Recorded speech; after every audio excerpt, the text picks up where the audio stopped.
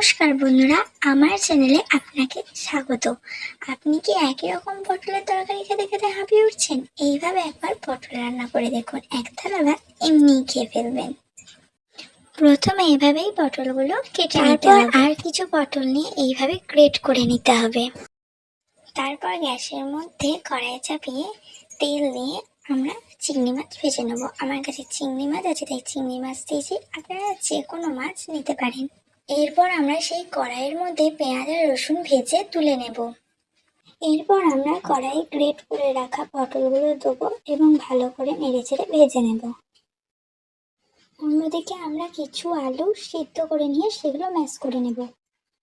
এবার আমরা নেবো সিদ্ধ আলু, চিংড়ি মাছ, পেঁয়াজ ভাজা, নুন, মিট মশলা, হলুদ, কাশ্মীরি লঙ্কা এবং সবগুলোকে ভালোভাবে মিশিয়ে নেবো। এখানে চিংড়ি মাছগুলো আমি একটু কুচি কুচি করে নিয়েছি।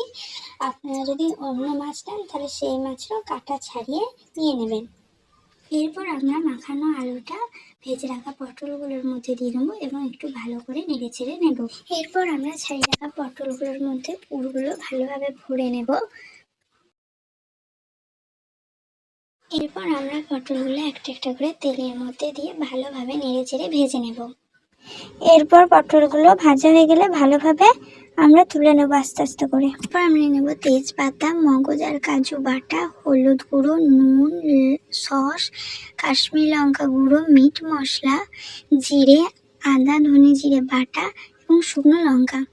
এরপর আমরা তেলের মধ্যে দিয়ে দেবো তেজপাতা, জিরে আর শুকনো লঙ্কা। আমি দিইনি, আপনার শুকনো লঙ্কা ঝালের জন্য ব্যবহার করতে পারেন। এরপর ফোড়নগুলো একটু নেড়ে চেড়ে নিয়ে আমরা দিয়ে দেবো কাঁচা পেঁয়াজ এবং পেঁয়াজগুলো ভালো করে ভেজে নেব। এরপর আমরা থালার মধ্যে থাকা সমস্ত মশলাগুলো দিয়ে দেবো এবং ভালোভাবে নেড়ে চেড়ে নেবো যতক্ষণ না পর্যন্ত সেখান থেকে তেল বেরিয়ে আসছে। মশলাটা থেকে একটু তেল ছেড়ে এলে আমরা আবার একটু জল দিয়ে দেবো এবং জলটাকে ভালোভাবে ফুটিয়ে নেব।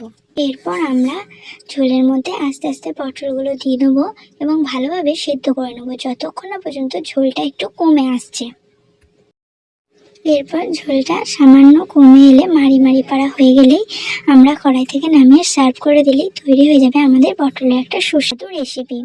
এইভাবে একবার পটল রান্না করে দেখবেন, সপ্তাহে তো একবার করতেই হবে। ভালো লাগলে অবশ্যই লাইক, কমেন্ট, শেয়ার করে দেবেন। ভালো থাকবেন, নমস্কার।